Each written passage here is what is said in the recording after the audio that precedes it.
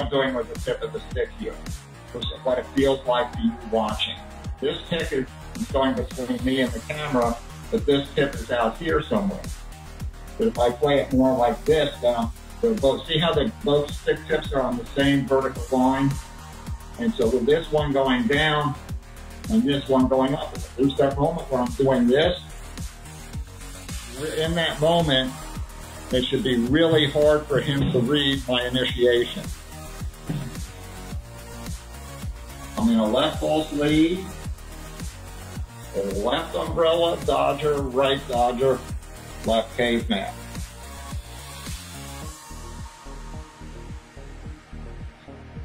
So I'm coming here, here.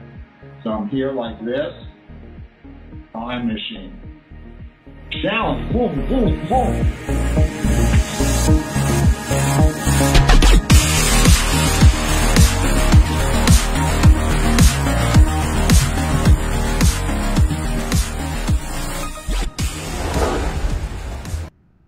Good afternoon, folks. Welcome to FMA Discussion. This is episode 438, and today we'll be featuring Dog Brothers, but the New York faction. And today we have with us is, in order, John Kleinman, Lone Wolf, Christopher Sorry, Cheetah, and Nick Merchant, Nick Dog, piping, rapping Nick. And so we're going to be talking to these guys about the New York faction, what led them to join, what they're getting out of it, their whole journey. And we're going to kind of stay away from naming names as far as the gatherings and all that, just, you know, for folks that we didn't seek out permission in that regards. Okay. So if you do put questions on the right-hand column, try to leave those questions out. All right.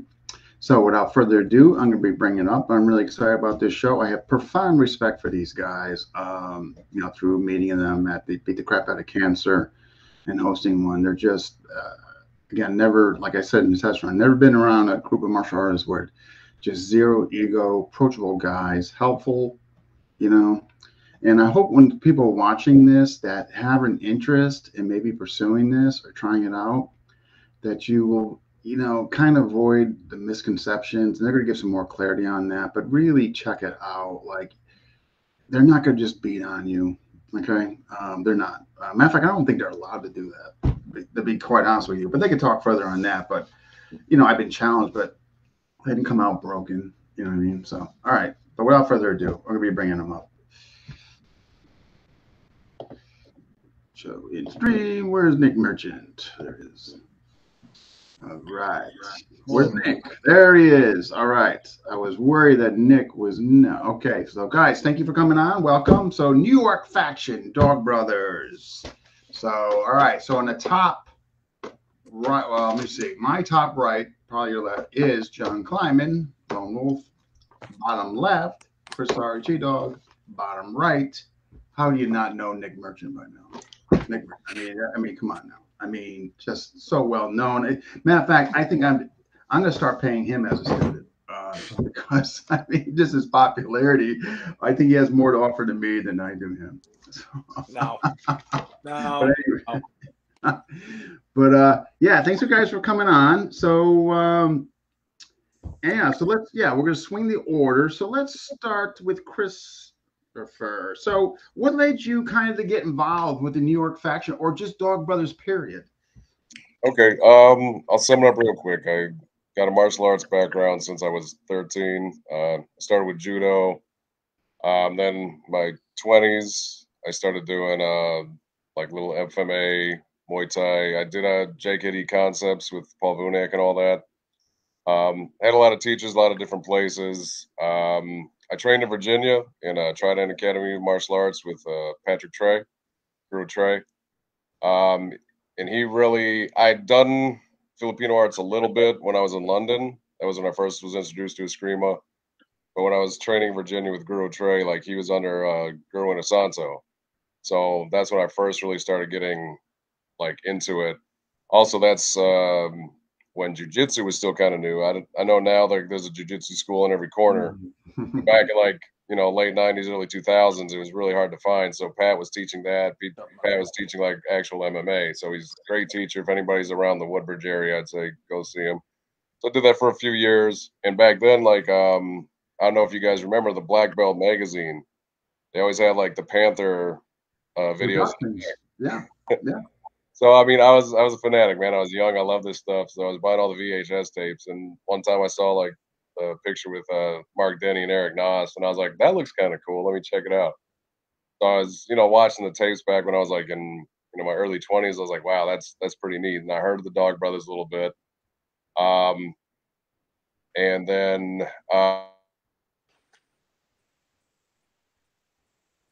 Oh, he froze. He froze. So, which is definitely an internet issue. So hopefully he's gonna have to come back in if he's froze though. I can tell you that right now. I'll text him. Yeah, just tell him he's gonna, but definitely internet related. Yep. Unless his battery went dead. If he's using a phone. One of the two. almost He's back. Yeah. You checked out so Chris, there was like about 15 seconds where 10 to 15 seconds where we lost you. I think it might have been internet. You were talking about. Yep. And there we go. So, all right, when he comes back in, so Nick, I'm just going to shift over to you. Same question, and when he comes back in, we'll jump over. Okay. I mean, I took my martial arts journey kind of in earnest when I got into Krav Maga and Muay Thai. And, I've told the story about how I happened upon Master Jeff Finder. And at the martial arts school I was working at, one of these students named Aaron was flipping his pool noodle around, and I was like, he's not doing it like the average lunatic, 8-year-old. This kid knows, I'm seeing angles from him. So I got to talk to him. He's like, oh, my dad, he does the stick fighting stuff, and he introduced me to him. Turns out it was Defender Dog. Now I didn't know this. I was just starting up a stick program at my school. I was like, hey, how you doing? I'm Nick. Your son says you do this. Yeah. I work with a group and so on and so forth. It's like, oh, we're having a seminar. I was like, if you want to come through, I was like, what style do you do? He goes, Dog Brothers. I was like, okay. He's like, yeah, I'm an instructor. I was like, I got nothing to say to you. So I just walked out of the room. But, Steve understood my respect from what I had seen regarding the Dog Brothers. And, we got to talking and we just started training and bit by bit, he coaxed me into moving away from using the weak calf stuff. And it was a pretty quick transition. Into getting into it where I realized I was like, yeah, this is what I want to do. And then, from that point on, he introduced me to the New York guys. John Power bombed me into the trunk of a tree. And then, no, but, he hooked me up with the New York guys, and it's been brotherhood ever since. So that's nice. All right. So I just sent John a message. Hopefully, I'm sorry, Chris, a message. Hopefully he'll try to get back on. It can't be anything that serious. And voila, he's there. All right. Let's get him back on. But he's got an internet issue. Chris, I'm not sure if you can hear us, but if you got a blank box, it's generally speaking. A big blue screen right now, Chris. Yeah, it's generally speaking, that's an internet issue. I tell you what, John, why don't you go ahead and I'm going to message him again. Sure. I'll restrict my answer to how I got involved with the Dog Brothers because my martial art history goes back a little bit further, and I don't want to make this a longer answer than it needs to be. I had seen, like Chris, I was a lifelong martial artist. I had seen the tapes in the early 2000s on VHS. There were two things that I got from those tapes. One was, that is amazing. That looks to me what a real stick fight would be. And two, I would never do that in a million years, ever. So as a result, whatever illusions I had in the Filipino martial arts, I basically had stopped training because I was like, I'm not going to do that. And everything I've learned would never stand up to that. So I put it on the back burner. I pursued becoming an MMA fighter very seriously. And my career got cut short when my mother died.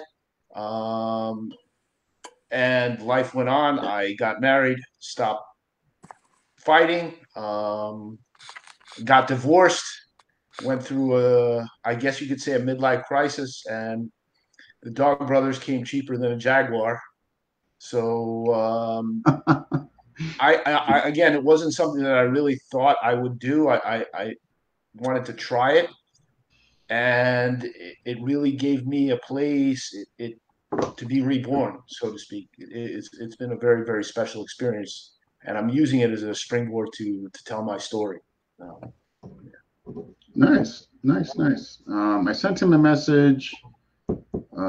Hopefully, if maybe he goes to a different room with a better signal. Actually, he's here, so let's see if this works. All right. Hey, what's up, Brian? Oh, he's got Nick. What's up? I'm here. Yeah, you know what? Let me get those comments. Can somebody here? I'm just going to acknowledge people that are checking and saying hi. Ryan Thomas, hello, by the way. Would one of you guys mind messaging him and basically just telling him this is usually an internet connection? That's your job, yeah. Yeah. All right, we got it. Sorry about that, folks, but that kind of describes what DBMA NYC is. It's a little bit a bunch of mishaps every now and then. We're chaos in a whirlwind. Yeah. They're used to technology issues here. So we got Jack Lee saying hi. We got Eric O'Brien. We got Richard Packman, Ryan Thomas, Brett Reese, Henry from California, young Arthur Smith, I believe is Florida, Brian Moberg. And we got Min from Canada, and Danny Terrell, and Rich Parsons. Hey, Rich. All right. Yeah, so, folks, we're hoping Chris comes back. We're thinking he's got an internet issue going on, but hopefully he'll get that resolved. All right. Okay.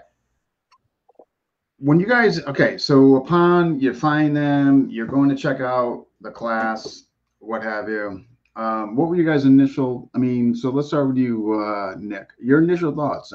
Just you're jumping in there, somebody's swinging a piece of wood at you, and it's different when you train with Steve and Defender Dog, and then you fight some other guys. And it was really the eye-opening moment was when I fought Foxhound, and I've told the story many times, and he's told it as well. I had this 24-inch stick that was like a twig, and he had this 31-inch club, and he's like, "You want to go in with that?" And I was like, "Yeah, man."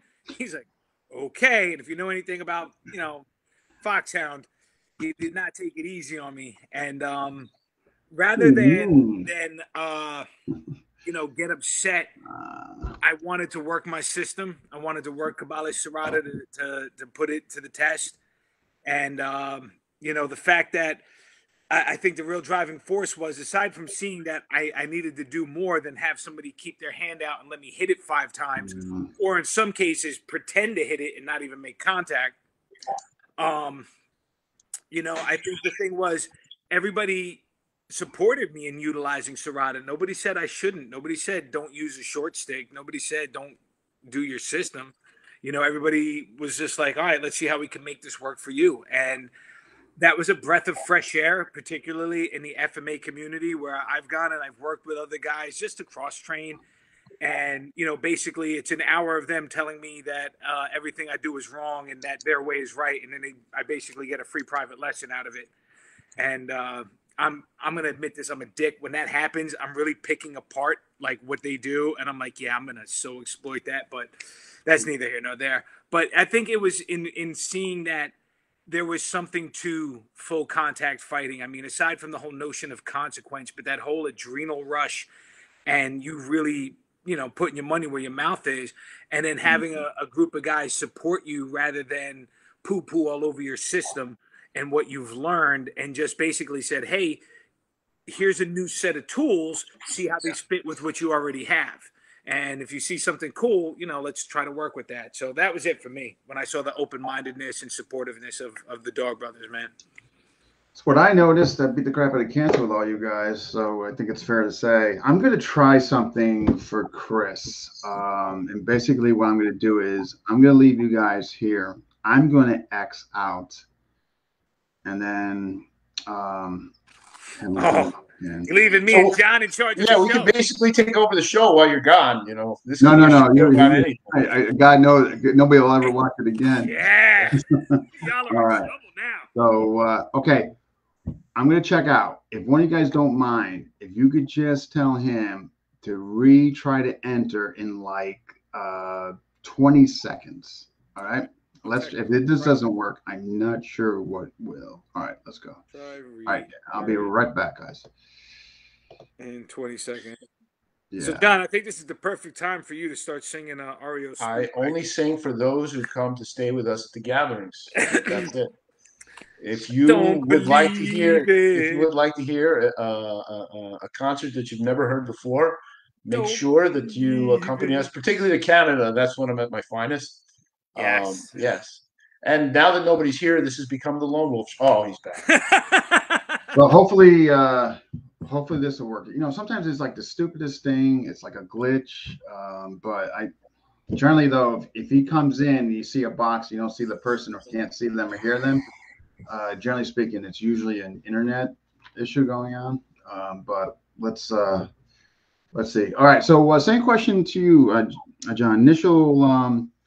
Your initial thoughts from the experience. It was a hard sell for me. When I first met Steve, I met him at a training camp. And again, he was really nice, but he salt and peppered every sentence he ever spoke to me. And like, you'll come in and we'll spar, and you'll meet the rest of the guys and we'll spar, and yeah, we'll talk a little bit and then we'll spar. So the only thing I could think of was, this guy cannot wait to get his hands on me, which wasn't exactly far from the truth. But I went in, and I didn't come in for like the first 2 months. And when I came in, I barely came in. I would watch the guys fight. I would watch Chris fight. I would watch some of the bigger guys fight. And I was like, these guys are really nuts. I don't know. I did have a lot of confidence coming from the background I did. You know, if things got out of hand, maybe I could take them down. But that was also a degree of arrogance because, again, Steve was really nice in the beginning. He spars really low key. He's a great car salesman. In other words, it's like you're driving the car before anything goes wrong. And he really took it easy. I was taken down. I was like, wow, I'm pretty good at this. And then gradually, week by week, for whatever reason, Steve got harder to take down, and his strikes hurt more. But by that time, I was starting to fall in love. And it wasn't really until the pandemic when I couldn't do it anymore, and I wasn't sure if I would ever, because it seemed like the end of the world. We didn't know when we'd go back to doing that, where I really got stir crazy, and I said, you know what? If I ever get a chance to do this again, I'm going to throw everything I have into it. So during that time, the pandemic is when I really started training every day. And when I came back, I never missed a session ever again. Wow. Nice. All right. I wish I knew what was going on with Chris. The only thing I can suggest to him is shutting off his device, rebooting it. Outside of that, I'm kind of out of answers. Chris, what's wrong with you? I don't know.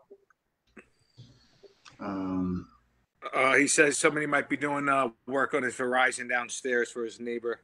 Yeah, sometimes it's shutting off and rebooting. Even if he's got to go outside, pick up an outside, I mean, whatever, that's always, I mean, if he can pick up a signal, I'm trying to think what else as far as possibilities, but so I just want to add to what John said about like Steve and how he is with training and getting you in there. He's like, you ever see the Saturday Night Live skit, The Continental, with Christopher Walken? Continental with Christopher Walken, where the girl like knocks on the door and he tries like, oh, come on in and this and that, and he's trying to like, you know, so that's what Steve is like when you first show interest. He's like, yeah, you know, and then we'll spar. Oh, why don't you take that WeCaf helmet on and put this on? Okay, I'll take the jacket. We'll use our foam section. Now we do that, and it's the next thing you know, you're going full on. And Steve is great in that he lets you get on your legs until he knows that you can handle yourself, and then you know the hits come. And there's been times where it's like, hey, Steve, I want to try this, you know, maneuver. And it's like, all right. And he gives it to me like 3 times. And then after that, you got to get it every single time. He will not give it to you and if you leave yourself open, you're getting hit. And but he does it to push you. He's not one of those guys that'll like, you know, let you like take a disarm. Like if you get, not to say you can disarm, I've never have, but like if you were to disarm defender dog, retire and just call it a day. But he doesn't give it to you, but he makes you work for it, and he's not going full force on you. He knows where you're at, and I think that's fantastic to have as a group leader, where he knows where each of his guys are, and how to push them and work to their particular like strengths and work on their weaknesses and stuff, man. Yeah, just to piggyback off what you're saying, obviously you guys have far significant experience with him than I do, but just the aspect of like, he's not going to go all out on you and all that, but you obviously see the potential, like thereof, you know what I mean? Or I did for sure, you know what I mean? So I was appreciative of that. I'm going to try him to reboot it and see if he can get a signal elsewhere. I don't know what else. I'm running out of options here as far as what to tell him or how to help him. All right. Okay. So you guys are obviously a collective group. So, where do you guys go? Like, what is the overall objectives like for your guys group there? So, Nick, why don't you go ahead?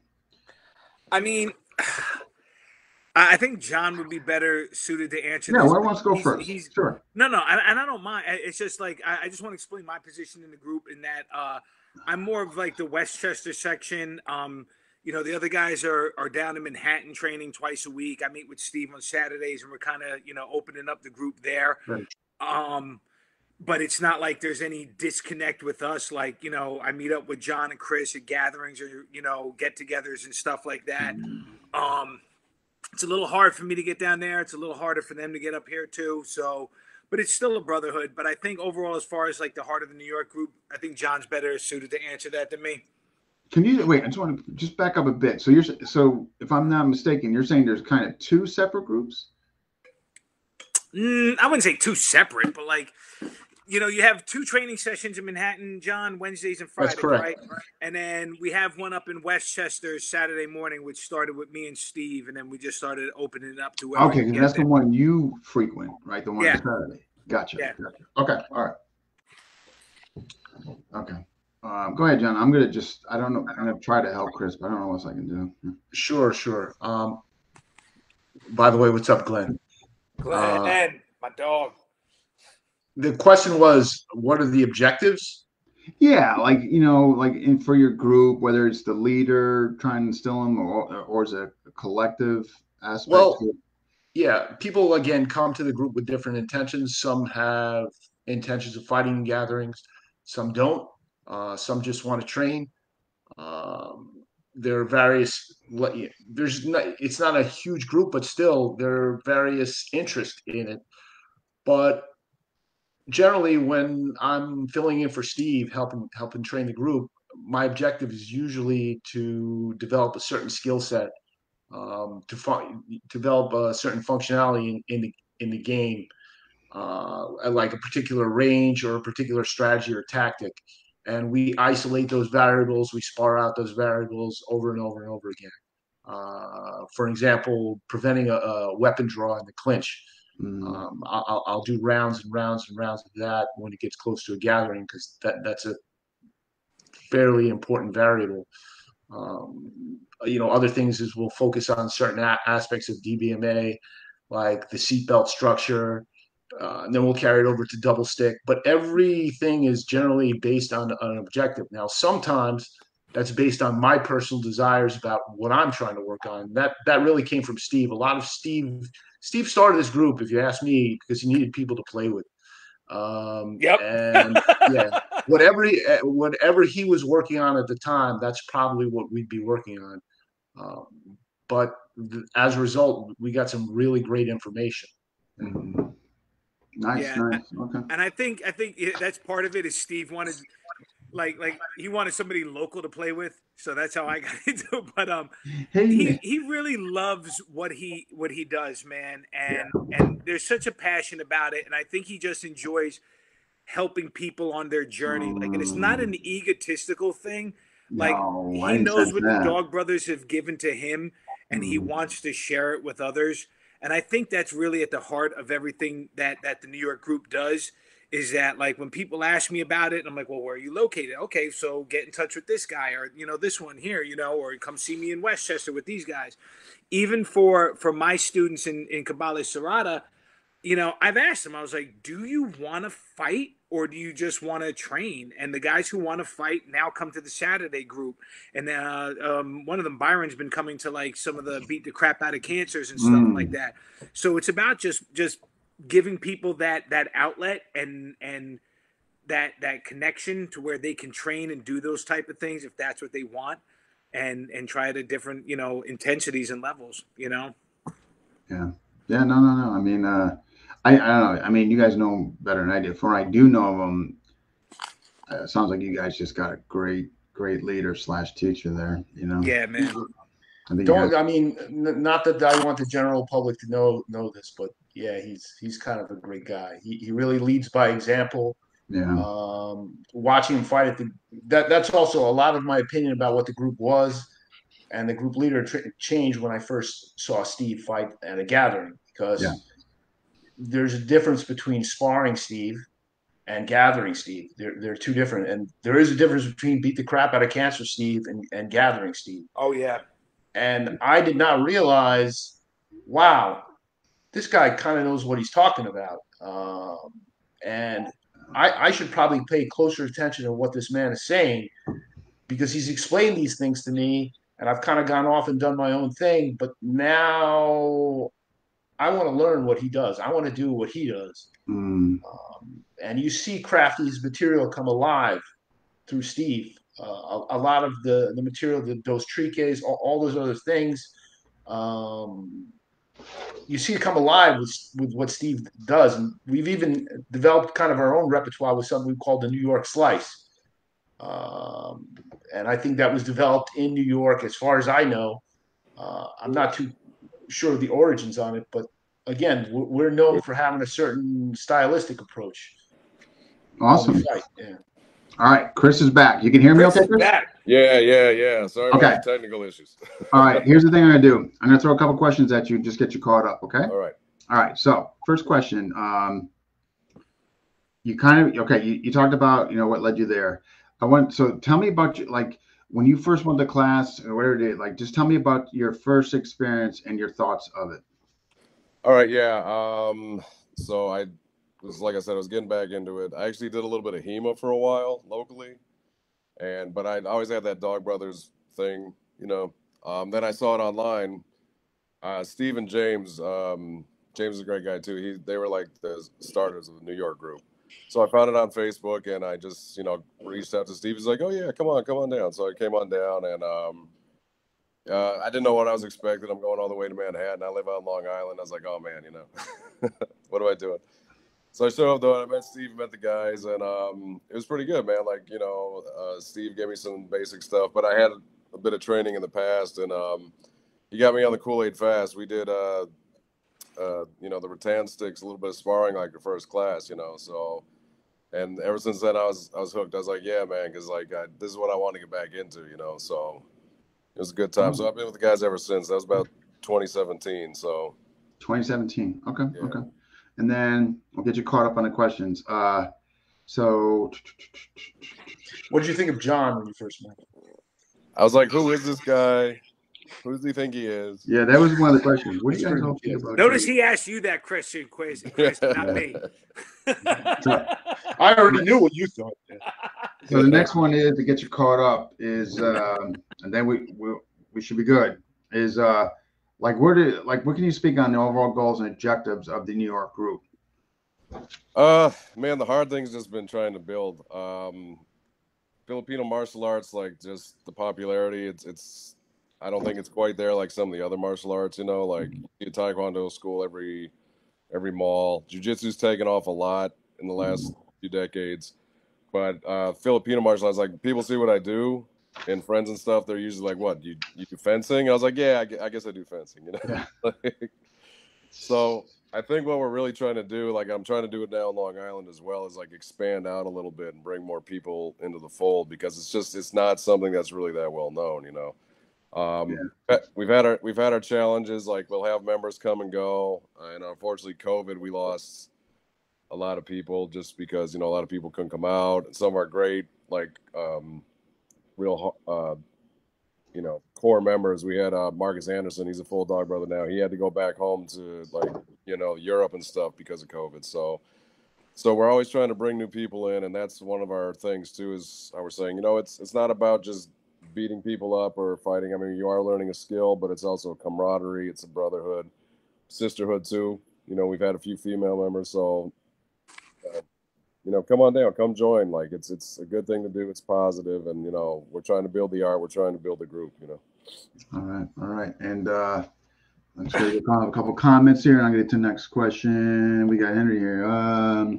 Both of the gatherings I've been to, Steve has always been there to give advice. And there was a question about protective gear. I can address that. If let me. I did. You know what? I did. Where'd you go? Let me pop up to it. I did remember seeing something about gear. I will. If you were. Okay, let me see. All right, here we go. Yeah. Okay. I've noticed you guys never wear elbow or knee pads. Are they off limits and considered wussing out? And that's pretty much it. Yeah. So yeah, Johnny, want to take it?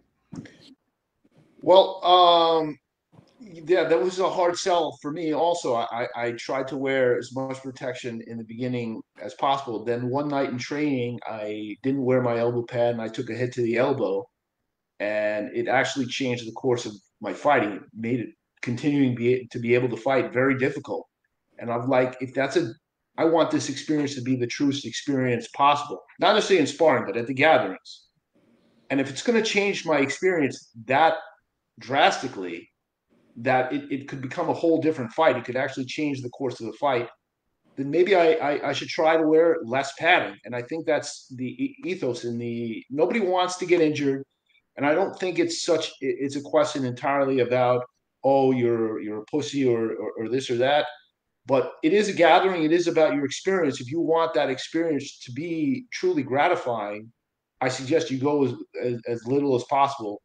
And you can see if you watch previous gatherings, early gatherings, I wore too much. I would have called myself out now as a full dog brother for wearing those things. But again, in training, you can wear whatever it is you want. But remember, you're probably going to fight differently if you're not conscious of certain things. Of course, always be safe. I'm not looking to injure anybody in training or a gathering, but I think that's an important part of the thing. The other thing is that I tell people, especially people who come from an extensive Filipino martial arts background, they insist on wearing big gloves and all this. Do you believe in your skill? Because that's what Top Dog said.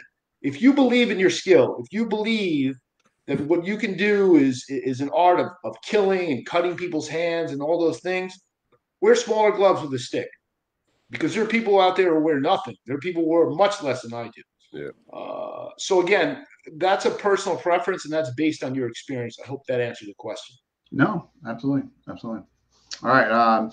Since your guys' inception in the group and Dog Brothers in training, if in fact you do train other arts, has it helped them in any way? Nick. Restate that again. Oh my, Nick. Just kidding. So since your tutelage in DBMA or whether in Dog Brothers, has whatever you learned there and all that, has that helped you in the other arts that you do? Oh, hell yeah. Okay. Hell yeah. That's a short answer. You know, my system of Kabale Serrata wasn't known for having fighters.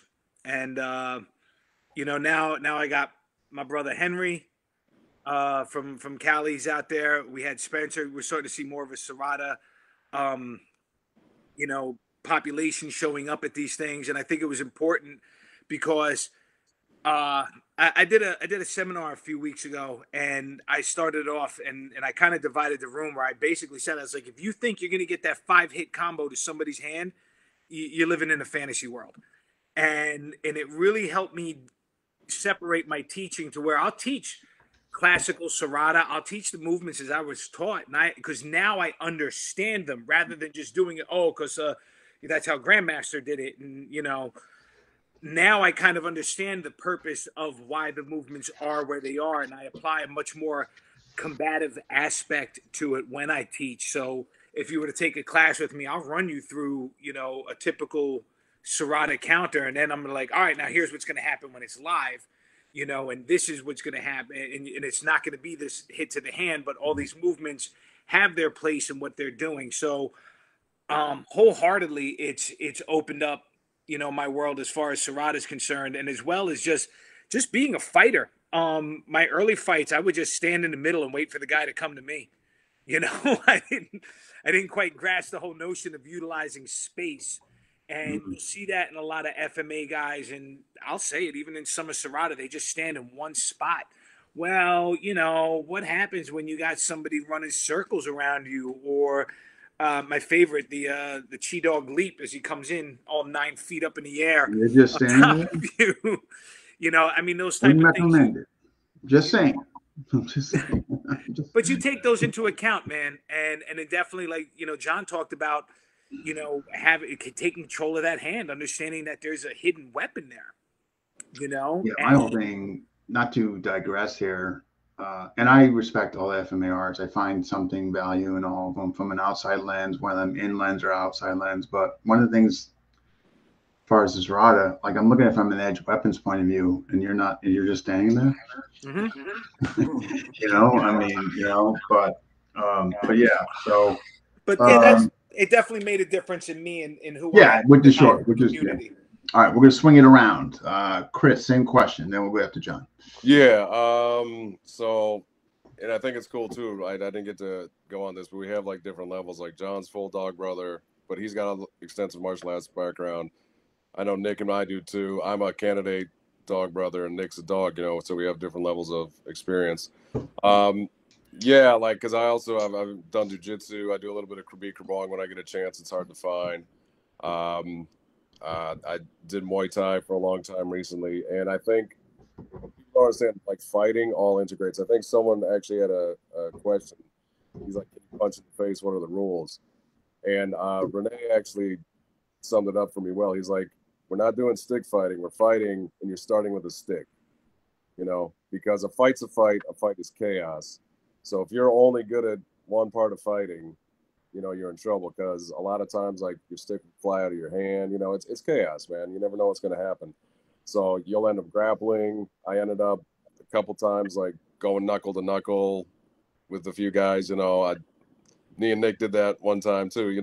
So I think people, just martial arts in general, you have to understand that every martial art is great, but it's a part of a whole. If you are great at jiu-jitsu, but then someone pulls a blade on you, you're in a whole new world, And if you only train with sticks, and then, you lose your stick and you're rolling around on the ground, So I do think, like, as martial artists, everybody you don't have to master everything, but you should know a little bit of everything, because if you've got a weakness in a spot, and you've never been there before, like, you're in for a rude awakening, So. Yeah. Like, definitely, I think, like, learning, footwork, just fighting in general, like, it's timing, it's movement, it's reading your opponent. So whether that's empty hand, whether that's with a weapon, I definitely think it will kind of, blend into the other arts and the other aspects. Yeah. Chris, let me add on to that, because Chris brought up a point. We have a tradition whenever Chris and I fight, that at some point somebody throws a mask at the other one and we go to hands. But that was because of our first fight that Chris and I ever had. Just through happenstance, like, his stick came out of his hand, and I backed away. I was like, holy crap. I was like, I don't want to hit this. And his helmet came off, and we're, like, looking at each other. And Chris, without, like, hesitation, picked up his helmet and flung it at me. And I was just like, okay, we're fighting. I threw my stick down, took my helmet off, and we just started throwing hands. So I think that's a great analogy, Chris, that you said about, like, it's just a fight that starts with sticks, and where it goes from there is completely different, man. Yeah, well put, well put. And Brett, I'm going to get to your question, Brett. I see your question. I'm going to get to your question about the helmet. I'm going to tie into another question, Brett. John, same question. I'm sorry. Can you repeat the question one more time, just for clarity? Yeah, sure. So, since you're training in Dog Brothers, how has that helped you in the other arts that you possibly still train in? I'll answer that question from a different angle. Sure. So it's not so much stylistically, although I guess I am known for a certain degree of grappling skills. I'm a very average to below average athlete. I want to clarify that because it might sound like I'm tooting my horn. But I had the opportunity to train every single day with some of the finest athletes in the world over at the Renzo Gracie Academy. On any given day in the morning, there are several world champions, many who became world championship level in less than 3 to 5 years' time. We had Olympians, and this wasn't just an occasional thing. This is an everyday thing. I got to see UFC stars. I got to see how professional people train. And I think there's a lot to be learned from something like that. To be a fly on the wall doesn't make me as good as them. I'd like to clarify that. But I really got to be part of a culture of excellence. And that helped me carry on to how I train DBMA and how I think about DBMA. It's a system of compartmentalizing things, problem solving things. You know, you got hit. Why did you get hit? Where did you get hit? What point in time did you get hit? And looking how to isolate those things and go backwards and train them and retrain them and train them and retrain them in a very methodical process. So yeah, that's how my background influenced. Okay. All right. So guys, folks that join the group, you guys already said they don't necessarily have to fight. They could just join the group just for say whatever, exercise, being part of a faction, a club, whatever. But now I want to segue into the tribal and open gatherings. So what I tell you what, let's go back to, let's start with Chris. So Chris, just tell the audience the difference between the open gatherings and tribal. Okay, so we have usually, two gatherings here. So the open gathering is for anybody that wants to come. Whether they've ever fought before or not, it's that's why we call it open. It's open to everybody. So you can come, you can fight. I mean, we hope that everybody comes with good spirits and understands sort of, the point of the day. Tribals, usually 2 days. And the tribals for people who have fought at usually at least 2 gatherings. You have to be a dog. So to be a dog, you've had to fight usually at least 2 gatherings, be in good standing, and other members of the tribe agree that, this is somebody that we want in the group. So, we let you know, we kind of initiate you, and then that's open for anybody at dog level. Tribals are, a little bit of a higher skill level usually. I mean, open still has people, full dog brothers, all ranges of skill. Open's a good place to start because, say, we just had an open last weekend. It was great because a lot of guys that are new, a lot of the more seasoned guys too, full dog brothers and people with a little bit more experience will say, "Hey, man, have you ever fought before? Hey, let's go out, let's try it." You got good guys that will take you in and be like, don't worry about it. We're not just gonna kick your ass or something. Like, we're gonna take you through. Let's have some fun. Get some experience, that kind of thing. So, the tribals are, like I said, it's 2 days, so there's definitely more fights. The second day, a lot of people are a little beat down, usually. But that's the main difference between the two. That's interesting. I never knew the tribals were 2 days. Huh? Yeah. I don't know where I missed that. All right. Okay. Interesting. There was a tribal that was 3 days recently to commemorate the anniversary of the Rumble in Ramblas from 30 years ago. So, and they did all the fights at extended amounts of time, and it was 3 days. I heard I wasn't I did not attend that, but I heard it was quite a thing. Yeah, 3-minute fight versus a 2-minute fight it's a big difference. It doesn't sound like much, but no, just from beat the crap I can't. The 2 to 3. No, that's big. Yeah. So John, same question. Difference between the two. The open, as was explained, the open gatherings anybody can come to. The tribal gatherings, you have to be in the tribe. The tribal gatherings are 2 days. Usually there are certain types of fights that would probably only occur at a tribal gathering. And a tribal gathering is a little bit more personal. Only tribe members can view the videos of the tribal gatherings versus on the association website, open gatherings can be viewed by paying members, but you have to be in the tribe to view tribal gatherings. And that's a reason, because what happens among fights in the tribe stays in the tribe. Gotcha. Okay. Nick, what would you like to add from your experience on both? What resonated between each of them? Opening, you crap your pants for 1 day. Tribal, you crap your pants for 2. No, I mean the open is much more. I guess, for lack of a better word, open. But I think like the tribal, I was lucky enough to attend the tribal in May, and there definitely was like a different like closed door vibe to it, and it's not like anything wrong, but it's like, okay, you've earned your spot in here, and you gotta, and I would say the intensity of the fights pick up quite a bit than they would at an open. And you have to learn to pace yourself because it is 2 days. John talked about, a lot of guys being beaten down, after the first day. I was one of them. I was just like, shoot, after day one, I just sat in the Epsom bath for a couple hours. And, I had about maybe 5 more fights on Sunday where I started just moving like Frankenstein. And I was like, oh, this is hitting me hard, man. I've seen him change colors after a gathering. I've literally seen this man purple. He looked like Violet Beauregard from Charlie and the Chocolate Factory. It was unbelievable. Jeez, man. Wow. Good answers. All right. Training for the tribal or open gathering. So with respect to like your guys' faction there, like I'm guessing you guys amp up the training, or I mean, like, depending on who's doing what or who's going for what. I mean, yeah. Good. I guess I'll start it off. So like usually we try to get in there a little bit more, get together. Like unfortunately there is a bit of a distance between all of us. A lot of what we do, like at least for me, is a lot of solo training. Like I try to hit the gym a little bit more, hit the kettlebells, run a little bit more, practice a lot on my own.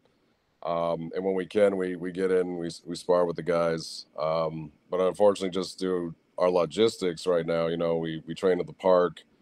So, I mean, weather can be a factor. I mean, rain or shine, we'll still come, we go all year long, but, then it's just, scheduling, all that kind of thing. Like we don't have like a school where everybody's right up the street, which would be nice, but I mean, I definitely think we do. I know like John amps up his training quite a bit, just, if a tribal or something or a gathering's coming up, you start watching the diet, you start working out more, you start training more, hitting the tire. I know Nick's got the tire in the backyard, you start getting ready. You get in that mindset, cut out the sweets, cut out the sugar, do your best to just be ready to go. And that's cardio's got to be a factor, huh, man? I mean, jeez. Well, the crazy thing with cardio, and I don't know, like until you go out there and fight, like there's been times when I've been in great cardio shape, years ago, man. Like I went to Canada and I was running every day. I was doing miles, and I went out for my first fight, and the nerves and it just drained you. Yeah, you feel like you just ran like like 10 miles or something, and it's been like a minute and a half just because the nervousness, sometimes the anxiety. So the mind game's a big thing too. Like people don't understand. Like you can be in great shape, but you get that adrenaline. It's taxing on you. Yeah. Yeah. You get the fear going, the adrenaline's going, and that 2-minute fight feels like, you've been running for 30 minutes or something. Like you're drained over. And then there's other times when I've just been cool and calm and maybe not in the best shape, and I'm good because, I'm just mentally, I'm in a better space. More relaxed. Right. So it's weird how the mind goes in and, all of it kind of blends together, the mind and the body. So Renee wanted to share on the as far as the drinking is concerned. Canadian, man. It's like, he maple syrup every other day and beer every other day, I guess, for the Canadians. Nick, let's same question to you. Yeah, I definitely, pick up the level of training. Defender Dog and I have a particular routine that we do, especially when it comes close to any opening or tribal, and we just try to push each other more. Endurance and cardio are big. I know for the Canadian, I did I was away for the two to 3 weeks before it, and I could feel the difference in not having had that endurance. Like I was sucking wind halfway through the fights, and it was, and sometimes, and once that happens, in your body, your mind is like, you're not ready for this, and then you start, Oh, you start going to a mental frenzy. Yeah. So it becomes psychosomatic, and I made it a point to like really pick up on that for the open that just happened. Additionally, sometimes there's things that you reflect on, and you're like, oh, maybe this didn't work out for me, so let me train on this. And my first open, I got taken to the ground a lot, so I really was like training against like sprawls and stuff like that, and like trying to fight the takedowns. And then lo and behold, at the next open, I was blocking fists with my face. It turned into a stand-up game, and it did not go at all as how I planned for it. I was like, I'm ready for these guys to take me down. Oh no, everybody wants to punch me in my face. Okay, let's do the, Yes. So sometimes it's also like when you train for something particular and it doesn't work out that way, you got to still just push through it and just kind of like laugh it off. You do the best you can. You never know. The goal is to fight different people all the time. So it's a different skill set, a different aggression, that's coming at you. So it's kind of hard to pinpoint. So, for me now moving forward, it's really just endurance and cardio. That's the big thing. Same question, John, and we can get the one type Bretson, which basically is question: can you punch the face mask? That's a short answer. Yes, you can indeed punch the face mask. You can punch it when the face mask's off. It's you can do just about whatever you can imagine doing. Don't imagine too hard though. Yeah. So I take these gatherings way too seriously. I learned how to take the fun out of anything. I train year round. I train 6 days a week. Okay. Sometimes twice a day. Again, for me, I have a detached retina in my right eye, and I have herniated discs throughout my neck. I'm always thinking, at any time, I could be blind or my neck could hurt. I could get paralyzed. So that really makes me focus on training. So about 6 to 8 weeks from a gathering, I start doing a lot of, even though I train year round, I do a lot of general training. In other words, stuff that's not directly related to specifically like running. I'll even do boxing, generalized conditioning. And then as I gradually becomes closer to a gathering, I get more and more specific till every part of the conditioning is all focused towards sparring and then even towards a specific game plan that I want to enact. Till the final days where I'm tapering it off and everything is just geared towards exactly what I want. So for me, it helps with my nerves because I can basically go on autopilot. I've trained to do these things. I've trained to execute these things and force these gambits. So it helps me relax a little bit more, makes me feel safer. Other people have a much different approach to the gathering. Some people don't train that hard and they fight extremely well. They can control their arousal state very well because that's a huge part of fighting in the gatherings, as Chris mentioned. If you can't control your arousal state, if you can't control your ability to keep calm under pressure, you could run a marathon and you'll be out of breath. And the second time is if there's a gap in your skill set, right, and you're put under pressure, you could be in the best shape. And if you're not able to deal with certain problems, you're going to be out of breath before you know it, simply because you won't have an answer to the question. So conditioning is important, but there are various approaches towards it. Steve believes that a gathering is another day of training. It's an important day of training. And I think that's a good concept. Again, I've made that too serious, but it is ultimately a day of training and it's a day of fun too. So whatever way you decide to prepare, I think you should prepare just to keep yourself safe. But I think anybody out there should come a little bit prepared. All right. Henry's saying lone wolf for president. Second that. Oh, this guy. All right. So, Nick, do you take a DBMA as a separate art? No. No, I mean, outside of what Defender Dog shows me, or when I take the occasional class with Crafty, or when somebody wants to show me something, it's not that I'm opposed to it. It's just balancing, you know, a job, and actually two jobs. Working as a school teacher and then teaching martial arts, and then trying to just get my own physical training in, and stuff like that. I don't want to become Filipino martial arts spaghetti, where it's just like thrown together.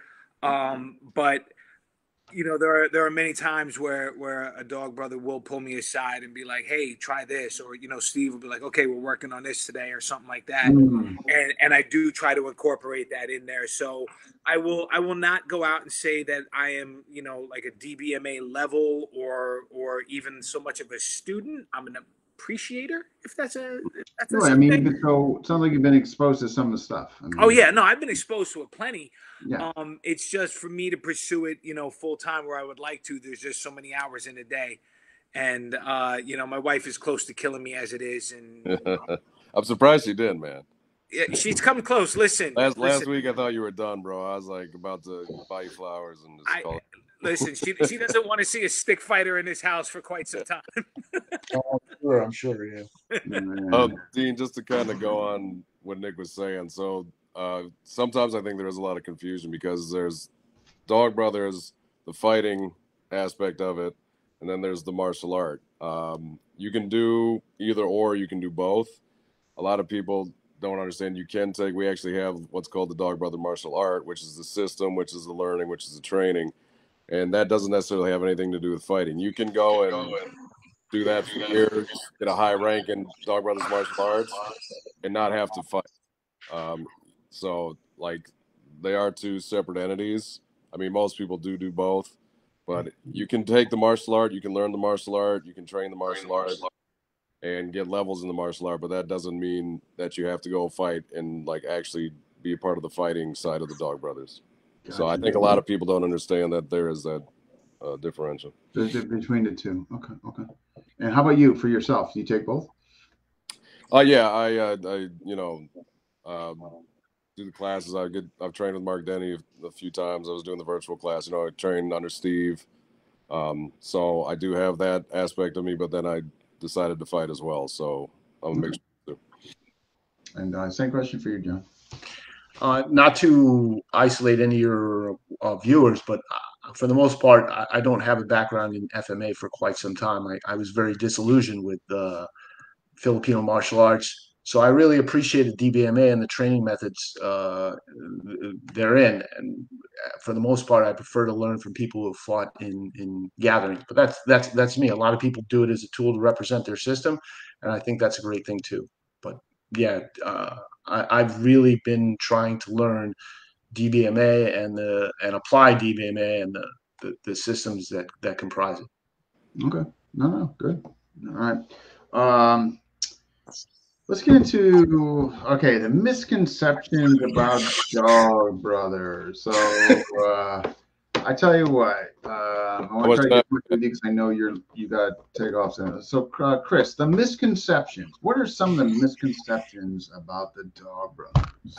I think the biggest thing that we hear is just always that we're a bunch of unskilled brawlers. I'm not in the Filipino martial arts world as much as like say Nick or something, but still I go online and I'll see our videos and I'll just see, we'll get bashed left and right from other martial arts sometimes, like, oh, you guys are, you're not doing this right. Who taught you that? Really stupid. You guys have no skill.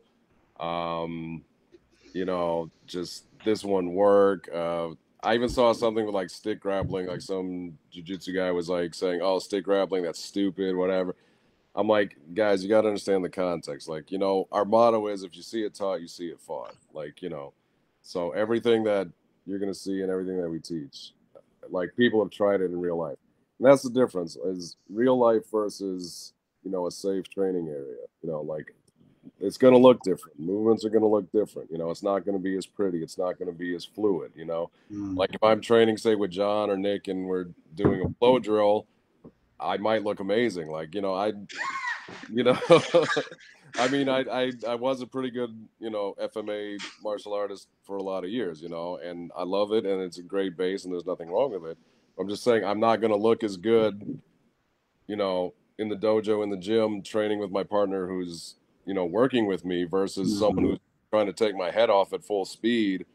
My movement's going to look different. It's going to be a little sloppier. It's not going to be perfect. But, if it works, it works. Like a roof block, in real time, like if it works, it works, So I think that's one of the biggest misconceptions is everybody always gives us this thing like, oh, you guys are, blah, blah, blah, blah, blah.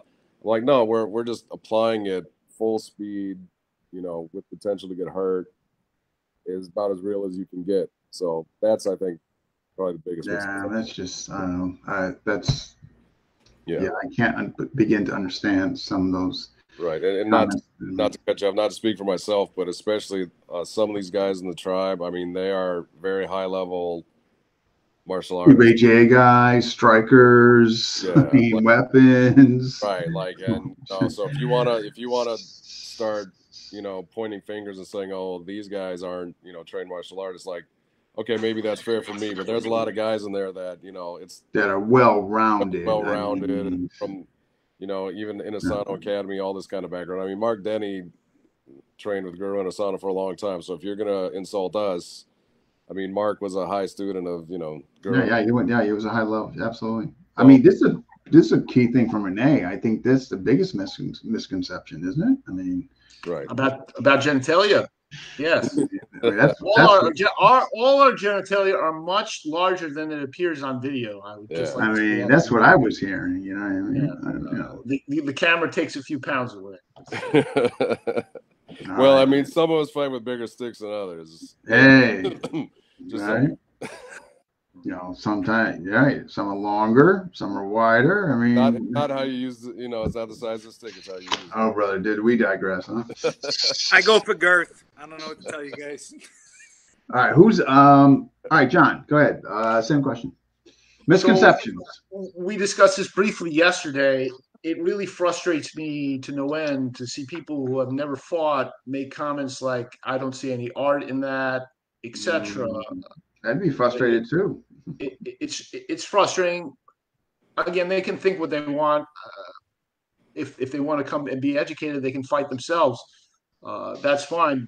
But what most people don't understand is because art doesn't appear the way you want it to look like, if it doesn't fit like this neat picture, if you look at the way Picasso painted at one point in his life and then another painted his life, both were art. Just not everybody understood it. Without being too esoteric, there's a very strong artistry in being able to execute these skill sets when somebody else is swinging a stick at you. Yeah. Just even very simple things about executing powerful strikes while moving, being able to combine stick and footwork, being able to protect yourself and be able to hit back. Those are skills that need to really be developed over time. You can't just walk in and develop them without having fought at gatherings. That's my opinion. And the truth is, even your most basic skills will change over time. The way you do a roof block, your first gathering will not be a way you do a roof block in your 10th gathering. That will change over time, and you'll find personal preferences and go-tos. But you can see who has seasoned. I can tell when somebody picks up a stick if they fought with a stick before, almost by watching them. Yeah. About how much they fought. It's not always the case, but you can start to see, even when they do Carenza or shadow boxing, you don't see defense as a priority. You've seen that they've only done drills where they've only been the winner. You don't see in and out footwork as a priority because, again, they haven't had the rest of a stick coming at them and been forced to move that. All those are skills that really need to be developed under fire. Good answer. No. Absolutely. Nick, same question. Yeah, I like what Jack Lee wrote. What you think of me is none of my business for me, it's until you make it my business. That's crafty dog. Yeah. Yeah. No, that's that's crafty. And he's absolutely correct. It's a great rule of engagement. One of the things, we get a little Peter Griffin here, and what grinds my gears is when people kind of, attack the Dog Brothers as not having any art or merit to it. And then, you know, these guys, oh, we only train for kill strikes and we're too deadly to spar. And I'm just like, okay, all right, thanks, Poindexter. But I guess for me, it could be summed up. I was in the Philippines in 2022 in the summer, and I was having breakfast, and I was watching footage of, like, you know, when I was training with Defender Dog, and, you know, we're going at it. And I really took my life in my hands on this one. This older Filipino gentleman was looking over my shoulder, and I looked back at him, and he had a look of disgust on his face. And I was like, okay. And I was like, oh, you know, this is, you know, we do a scream over in New York and everything. And I mean, hatred. Points at my screen and goes, that is not a screamer. And he breaks out his phone, and there's like 50 guys in the courtyard all doing the same thing. And he's standing all proudly, and he goes, this is a screamer. And I looked up at him and I said, yeah, but it's not real fighting. And he was pissed. I thought I was going to get into a death match at the breakfast buffet. And he stormed off, and yeah, all right, you know, whatever. Maybe I shouldn't have said anything, but I was in training mode, so I was kind of amped up for anything and everything. But that seems to be that's a summation of what I think people feel about Dog Brothers martial arts, is that, oh, that's not a screamer, that's not Kali, that's our niece, that's not our niece, or whatever. And I would say when you're doing your martial arts and crafts, that's not fighting. You know, martial arts and crafts. That's from Crafty also. That's from Crafty. I'm not that clever. I'm not that clever. And I don't need Crafty hitting me with a cease and desist order. Martial arts and crafts. No, but I mean, it's again, you know, that fantasy of like, I like what John says. You see a guy and he's doing his carenza, and in his head he's the winner. But they tend to forget that that guy standing in front of you has a say in the fight as well. Yeah. Right. And how strong of a say is that? Right. Because, you know, you could practice your disarms or your T strikes all day long. I'm not going to be compliant, and I'm not going to be a willing target. So. No, I mean, yeah, I know we're in the arena of talking about stick.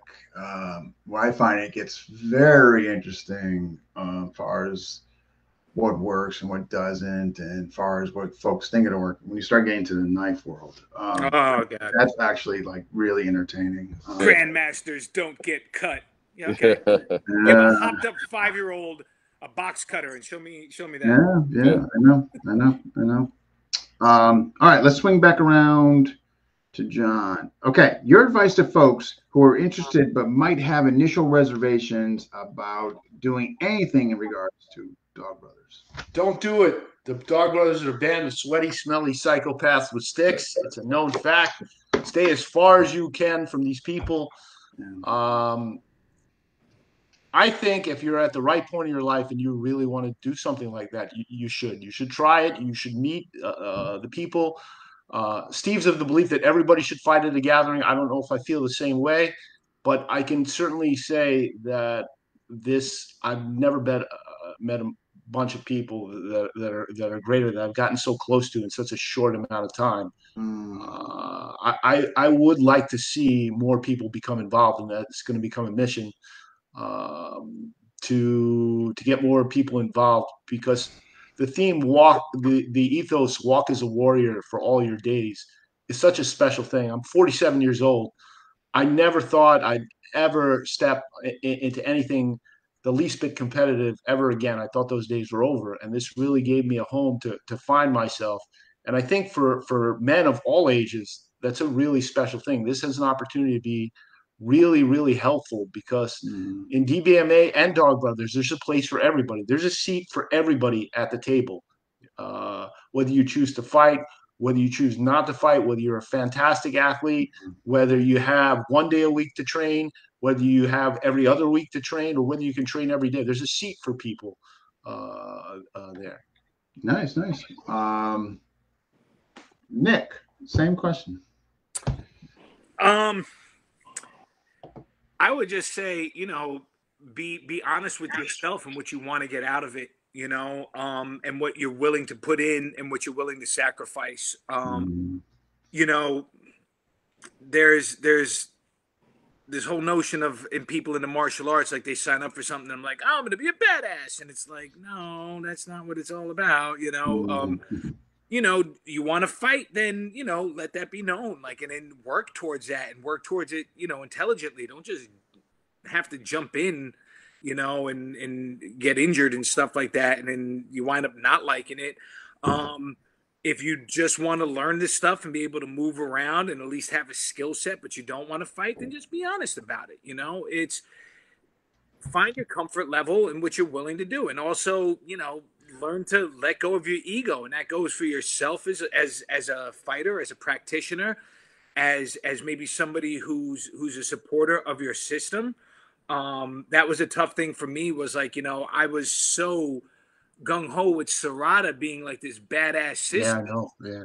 And then I got my ass handed to me multiple times, and I could have easily have turned tail and been like, well, F Serrata, but I actually went in the other direction. I said, no, I got to make this work. So now it's me putting aside, as Jeff Finder always says to me, he goes, did the technique not work, or did you just not work the technique? And having to understand my role and responsibility in that, and be willing to face some of these harder answers, like I said, for me, I was like, Serrata's the be all end all. And then I learned, I was like, all right, there's some things I got to work on, and I still love Serrata as my system. I still, fly the banner, up and down, but it's also, I'm a lot more honest about it. And I'm a lot more honest in myself as a martial artist, knowing what I'm capable of and what I'm not.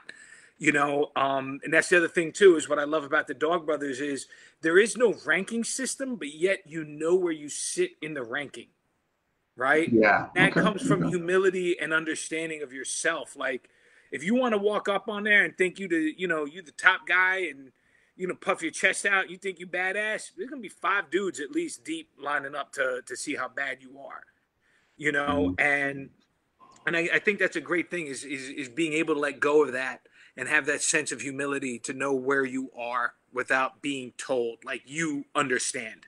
It's not like Chris comes up to me and goes, now, Nick, you're in this echelon here and this and that. Like, there's no need for that. Right. John may tell me, he's got no problem pulling me aside and be like, listen, kiddo, keep going down the list. Hey, the old man in the walker. That's where all these are lies, but anyway. Gosh, man. So we just got to call up, and then we'll swing over to John. All right, if it's not asked, okay. Yeah, well, let me. I'll get that question, Brett, towards the end. All right, Renee, 47. How about say 67? Wow. I mean, there's some amazing people who fight you. There's people with one eye. There's people with, for everything you say, oh, I can't afford to get my hands hurt. We had people who were professional musicians who played after a tribal gathering at a music show. We went and watched them play in California afterwards. So for every excuse that anybody has, or any excuse that I come up with, and believe me, I can come up with a lot of them, there's somebody out there fighting, which is amazing. And again, there is a place for everybody at this table of Dog Brothers that at least wants to do it and is the right spirit, I think. Yeah. Wow. Okay. Sage. Okay. Expression. Oh, Jack's my age, 58. Oh, there's hope for me. There is. You would not be the oldest guy together. No. That is one of the cool things, not to jump in, but we have guys all age ranges, like we got kids 18 up to, like we said, Sage Dog just retired last weekend. That was his last fight, and the guy's 67. And that's incredible. And he's still going out there, and he's, swinging, man. Like, so it's pretty awesome. Yeah, he hits like a monster, bro. Yeah, he's a strong dude. That's just, we got, Glenn 61. Nice. All right. Yeah, I'm just catching up with the comments. And, all right. Okay. Okay, we got through that. Okay, with respects to each one of you, let's go back to Chris. Okay, generally speaking, what is your style of fighting as far as range and tactics? Like, do you prefer a certain range? Do you prefer certain tactics? He prefers from above. Well, my style, like, I adopted a lot of the off lead, and I like sort of. There's a style out there from Thailand. I did Muay Thai, and there's a style Krabi Krabong, which I really like. I mean, I do a lot of traditional. I modeled myself when I was younger. I used to watch Top Dog's videos, and he's taller than me actually. I'm 6'2", I'm 240, so I can't fight like, say, John or something. Like, I've tried that before going with, a faster, smaller guy. Like, sometimes they're running rings around me. So my first few gatherings, I was trying to do that. It wasn't working too well. So I've adopted more.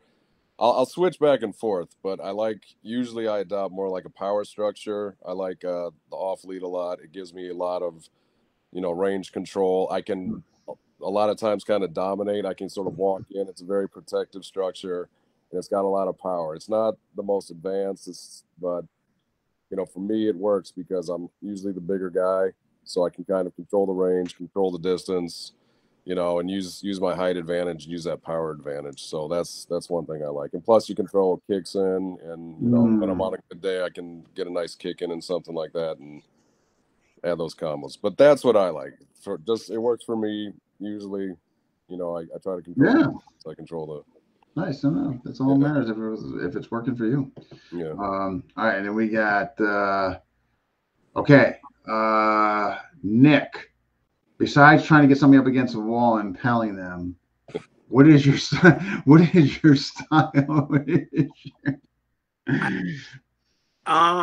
Pure panic. No.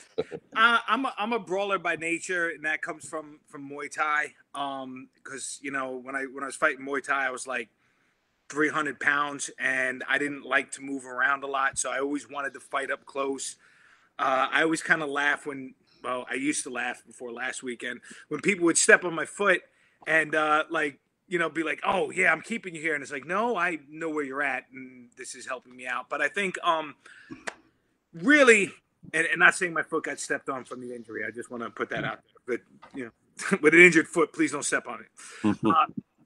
But I think for me, my overall style is still brawling, but that comes with having the shorter stick going up against the longer stick. Initially, it was just a stand and defend and survive to then I was just crashing in, and now I'm trying to balance it out where I'm picking my entries better, but still bringing it in. Yeah, I do love the prison pump, Steve, Dean. I mean, I'm with the short stick. I'm in range, so I'm going to town. That's where I want to be. And I like to think of myself as a sneaky bastard because I'm always pulling that knife. I'm always trying to pull that knife. No, we were going knife on knife, and all of a sudden the second one came out with you, and it was. Yeah. Oh, the day I'm gonna crack up if I see you with a stick like this, man. Listen, then I'm gonna know. I pulled the machete on Chris, man. Hey, man, I was like, what? Where did that come from, bro? Daddies, come on. All right. Yeah. All right. Same question for you, John. It's a little bit out of necessity because, again, I have very, very poor vision. I have very poor vision in one eye and almost no vision in another eye. So when things get really sour in the stick, I try to showcase my stick fighting, especially when I was in the process of ascending. I wanted to show the tribe, hey, I can stick fight. I don't just pick people up, take them down, and beat them up. I can hang in. But sometimes when things go south, I'm forced to clinch. So I'm known for being able to fight in the clinch and take people down. But that's not always because I want to. It's because usually, again, I need that tactile thing. It's kind of my insurance plan because it limits the mobility of somebody else's stick. Other than that, I really focus on the New York slice game, which is like circling the guy and entering in various angles, just kind of like a pizza pie slice. I try to work that, and I incorporate that as a means to enter the clinch and sometimes exit the clinch. As a result, I'm always trying to put myself in a position to hit with maximum efficiency, but also take as least damage. A lot of these things are trade-offs. If you really sometimes want to make something big happen in a stick fight, you're going to have to take a risk. But that's part of the journey. I'm still developing that. Yeah. No, man. Cool, great stuff. All right. Okay, so this is from Ryan. You don't, of course, you don't name names. Favorite fight moments. Let's, you know what, John? Yeah, we'll swing back around to you. Favorite fight moments. There are two, and I've mentioned this publicly, so I will.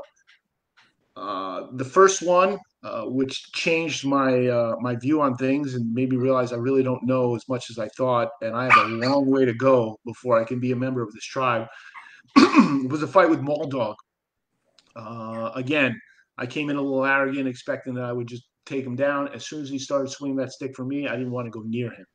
And I watched that fight, and it looks like I didn't do so bad, but really, I spent most of the fight trying not to get hit. And I couldn't really set up any type of offense. And I'm forever grateful to Moldog for that experience. He was the first full dog brother that I fought. And Dancing Dog, I mean, he's known for being an enforcer and an intimidator. I really tried not to fight him for a long time. He haunted my nightmares to the point where Steve was saying, "Don't worry, I'll fight him for you. You can hide behind my leg and watch." And yeah, that was a life-changing experience to really face your fears. Those are the only names I'll mention, but those were really special, life-changing experiences and really turning points in my fighting. Nice. Chris, same question. Man, it's hard. Trying to think of all the fights. And, I think kind of like John said, some guys you go up against and they'll take you to a new level, and I think one of the coolest things is that if you do okay and you survive that and you realize, man, I'm better than I thought I was, because I've gone into some fights, I'm like, this guy's just going to trounce me. You got the anxiety, and then, they take it to you. But if, you hang in there and you do a little bit better than you thought you were going to do, like you come away afterwards, like, oh, okay, I'm doing all right. But I think one of the best things, like the gatherings and stuff, though, for me, though, sometimes we get a little stupid and we try new weapons and try things that are just probably not the best ideas. Some of us more than others. Yes. Some of us more than others. One of the most fun ones I ever had, I had a 3-person fight with a Foxhound and another gentleman. And he was a big guy. And it was for Beat the Crap Out of Cancer. And we started out with just bucklers. And by the end of the 3 minutes, people were just throwing in random weapons. So, like, they were throwing in a staff, cane, knives, tomahawks. It was just complete chaos for like 2 or 3 minutes. Things like that. It's just a lot of fun. I've done some really off-the-wall weapons. I did chain versus nunchuck last weekend just for the heck of it. Didn't go as I expected. My nunchucks got broken, but, it's part of the fun. It's the learning process, just like, yeah, I did double nunchucks too once with Steve, and that definitely didn't go in my favor. So.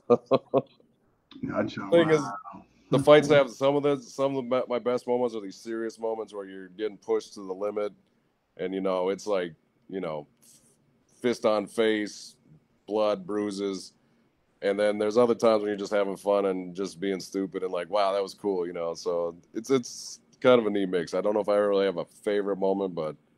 No. Kind of. Nick. Oh my God, Nick, you probably got. I got a few, but I could rattle them quick. My first one with Foxhound, really put me on the path to where I'm at. My first fight with Chris at Beat the Crap Out of Cancer reminded me, good hands are necessary in a bad situation. My first fight against John taught me that there's no friends here. Yeah. You just let that go, man. I'm teasing you, John. I love you, man. No. No, I would say I can't have like a particular fight because each one is different, and I ascribe to what John and Chris said, in that I've asked fights with guys that I've had nightmares about, and I flat out told one of them, I was like, yo, I have a nightmare about you, and I need about fighting you, and I need to get this out of my system, and I think that's great, but I think overall, I think it might have been like my first open where I kept getting a stick knocked out of my hand, and I realized that there was like no hesitation in going and cutting the distance. Like I was so I would say as just a formative moment as a fighter, and realizing that like I wasn't going to stand there and be like, "Ooh, what do we do now?" You know, like every guy who criticizes FMA, what are you going to do when you don't have your stick? I'm going to dive bomb. I'm going to dive bomb, and I'm going in at you, and I'm going to neutralize that. So I think, you know, in my first Open and any of the fights, you know, that have been on where I've lost my stick and I've gone in there, you know, and just without hesitation, I think that those were important for me to realize what kind of fighter I was. And, you know, a lot of people say, oh, I do this. And I at least was in a reflective state being like, oh, I did do that. And, you know. Yeah. No. But every fight with especially even like with a full door, but every fight is like sacred because you take, you know, your faith in the people, your health in the people's hands, and vice versa. So I'm appreciative of everybody I fought, man, throughout the time. Awesome. Even you, Dean, when you stabbed me in the back of the head, where I still don't know how the hell that happened. And it's square to square, and he just hooked it to my brainstem. Actually, Dean, if I could jump on that real quick. Oh yeah, go ahead. Yeah, because hey, what? My first. You got to take off. When do you got to take off, Chris? No, I got a few minutes. I'm good. Okay. But my first gathering, actually, like, I was fighting this really tough gentleman from Washington State, you know, and he knocked my stick out. It was my first gathering, and I just kind of stood there, and I was like, oh, you know, he's far away, my stick's disarmed. I was expecting them to like let me pick my stick up, or you know, we're gonna call time, and then Mark then he looks at me and he's like, do something, go get your stick. I was like, oh, so you know, that actually is, if you talk about moments, that was a moment when I realized what I'm in, you know, like I realized kind of like the rule set and the mindset. Like I was just expecting they were gonna be like, oh, timeout, go get your stick, and it's like, no, this guy's got a stick, you don't have one, and Mark's looking at me like, well, go do something, and I was like, oh, so I attempted like a real bad takedown, and luckily he had a little bit of mercy on me, and you know, I got back into the fight after that, and it was actually a pretty good fight after that. But that was like my first gathering and my first real, just pure one-on-one stick fight, and that changed my perception. I was like, oh, yeah, you know, like this is real. Yeah. All right, Nick, kind of a funny question. I'll tell you who asked it after. Okay. Nick Marvelous. What about it? What can you say on Nick Marvelous? What can I say about Nick Marvelous? What can you say about it? Is he your alternative or alter personality? Who is Nick Marvelous? Oh, what did Defender Dog say? He goes, if you could fight as good as you could rap, you'd be set. Nick Marvelous, Rolling Stones, baby, 5 albums deep. Check them out. So Rolling Stone, that's the actual group name, right? Yep, Rolling Stones. So do you still with the other guy there? Yeah. We're actually you know, now that I have all this free time on my hands, I'm going back into the studio. So is there any possibility that the FMA community would ever get to hear you like rap? Yeah, it's called Go to Spotify so I could get the streams and the money, man. I make like 0.3 cents on the play, man. Oh my God. Jeez. Sorry to hear. Wow. I thought it'd be more than that. Jeez. All right. Well, anyhow, Francisco asked the question. Oh, Francisco. Glenn, he's a really good guy. Francisco. Oh, Francisco's a good dude, man. Yeah, I'm telling you, I love that guy. Yeah, he's good as they get. All right. Okay, future goals. So we'll wrap it up with this. Okay, Chris, since you might have. All right. So Chris, future goals for yourself, inside of DB or outside of DB? Oh man, that's a life reflecting. You know, DB. I think my biggest thing is like I personally I would like to bring more people to the New York group. Okay. You know, I like teaching. I'm out on Long Island. If anybody's out there, like I try to get guys together when I can. You know, where in Long Island? Right now I'm in Nassau County, so I'm kind of close over by the Hicksville area. If anybody knows it. By Hicksville? Yeah, not too far from there. So if anybody's listening, they like to hit me up. You know, I'm sure we'll have that in there. So I mean, I would like to continue the group. You know, I'm just trying to get better, learn what I'm learning, keep myself in shape, become a better martial artist, better fighter. You know, life goals. I don't know. I guess like everybody else, find my inner peace. I don't know. Who knows, man. But that's really like my big thing now. I think I'd like to get our numbers up. I'd like to get some more members and, more. Yeah, maybe you can get like a group going there in Long Island, man. That would be kind of neat. That's the goal, so hopefully. All right, this is Renee. Okay, hold on. Chris, before you leave, can you have us with a soundbite? You've been listening to Dean Franco. You've been listening. Listen to Dean Franco. Oh, wow, man. That's pretty good. Yeah, man. I still done radio, right? Yeah. I got a face for it. See? All right. Nick. So Nick, what are your future goals, Nick? My future goals. Well, let's just get the elephant out of the room. I'm trying to recover from this. Yes. Which, if you may or may not have heard, I snapped my ankle pretty gnarly at the Dog Brothers Open, and got a long road of recovery ahead of me. But I'm thankful for everybody that was there. Guys like Chris who's like EMT was like, right. It was so good. He's like there. He prevented me from going into shock. Everybody checking in on me.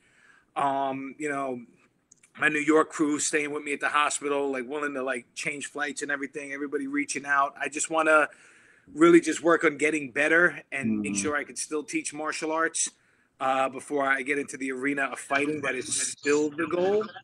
I still would like to work towards becoming a full dog brother, and in any capacity that I can, and just utilizing the support of my family and my tribe around me. And, continue to teach Serrata. And I got a student coming up. He's going to be doing some week half stuff next month, hopefully fighting in the nationals. He's too young to do Dog Brothers stuff on his own. He's only 16, but he's definitely chomping at the bit to get in there. So just basically healing and just figuring out what my future is going to hold, man. Yeah.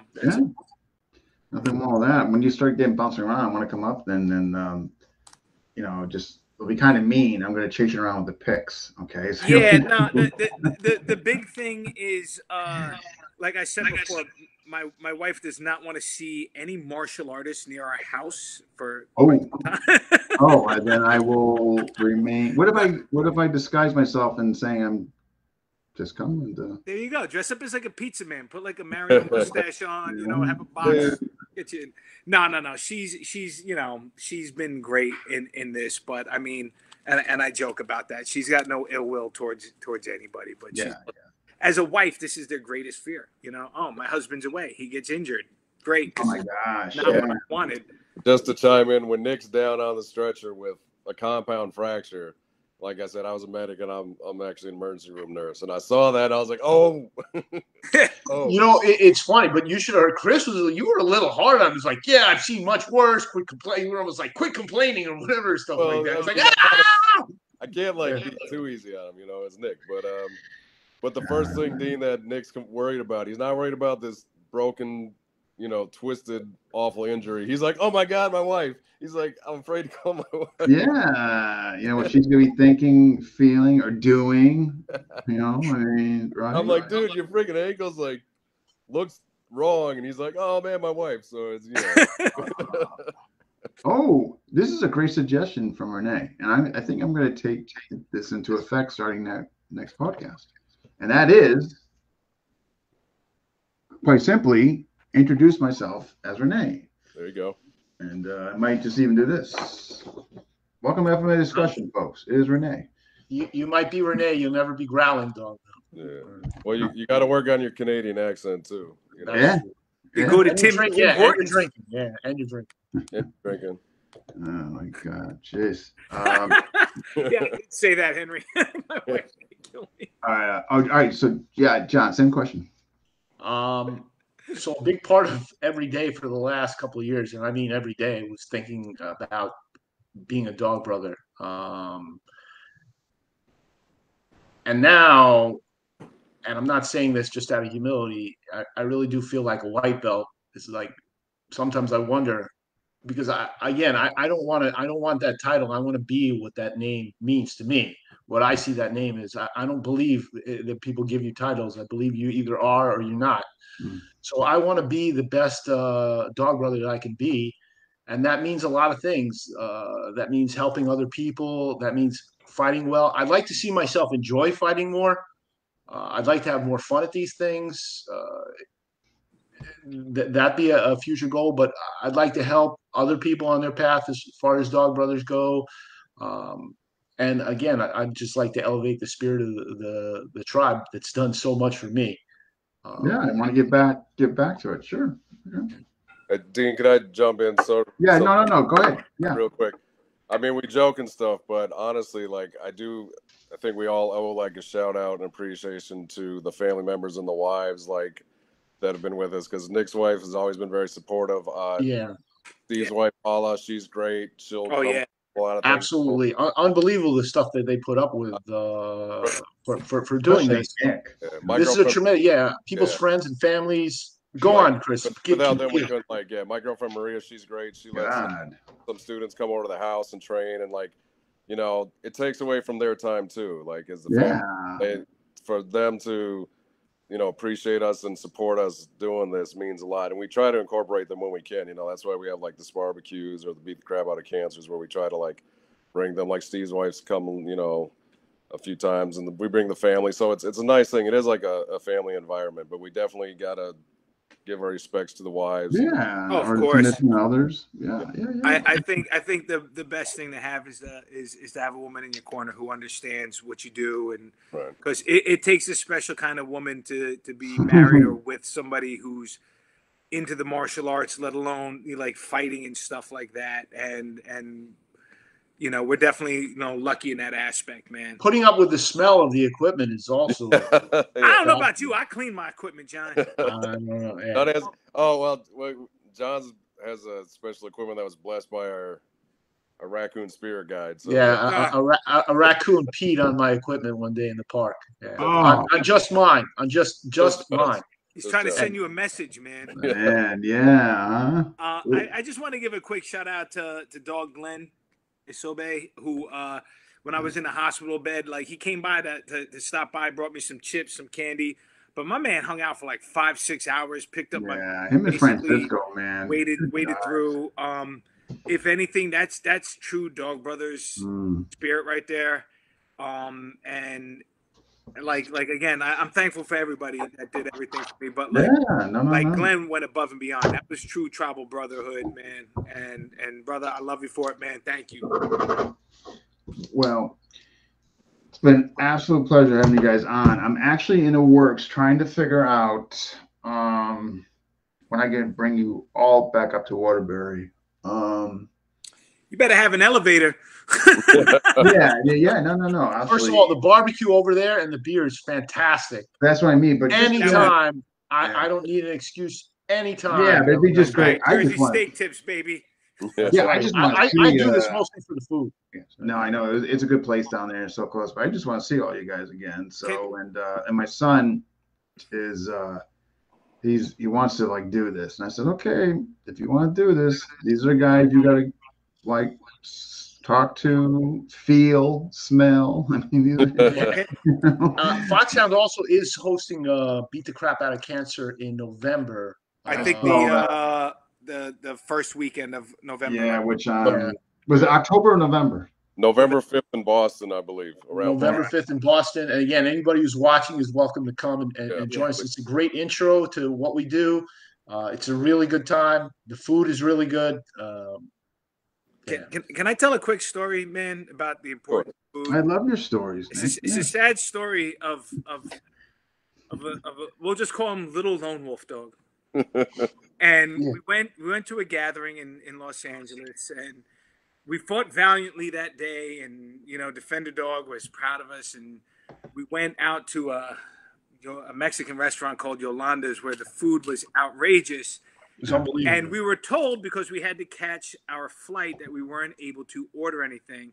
And Little Lone Wolf Dog and myself, we housed everybody's nachos that we possibly could Just because we nachos. couldn't get any real food. And meanwhile, Defender Dog was the belle of the ball, hopping from table to table. And Talking to all his dog brother friends about how he cracks skulls and this and that. Well, he's smoothing. We're sitting there starving. I was waiting for him to go in the restaurant. I'm going to get in trouble for this, but I'll get in trouble anyway. Go for it. Yeah, we just fought our heart out, and he's sitting there talking to all his dog brother friends at the time, and we're all starving. We're waiting for him. By the time we go in, Covered in chips and salsa. we had chips.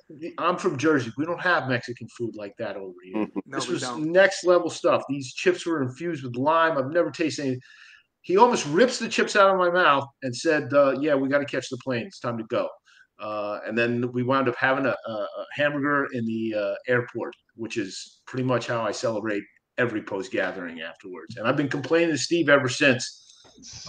Yeah. Oh, yeah. And side note, Montreal, Canada, gas stations do not have the business of having sandwiches that good at their gas stations. That's very true. That Yeah. was unreal. Like Yeah. they had some high quality sandwiches at their gas station. Man, I tell you, I'm never getting them. I don't ever get those down here. Wow. No, hats off to Canada, man. They got like No, gourmet. hats off at gas station sandwich in Canada, next level. Yeah, because Unbelievable. Really? we were by the pumps just shoving sandwiches down our face. We'd be like, yo, these are good. We went and we got more. Yeah. I would have never guessed. Wow. Huh. Neither would I, man. Unparalleled. Just seeing what you're seeing down here. It's Gas like, station you sandwiches. know, awesome.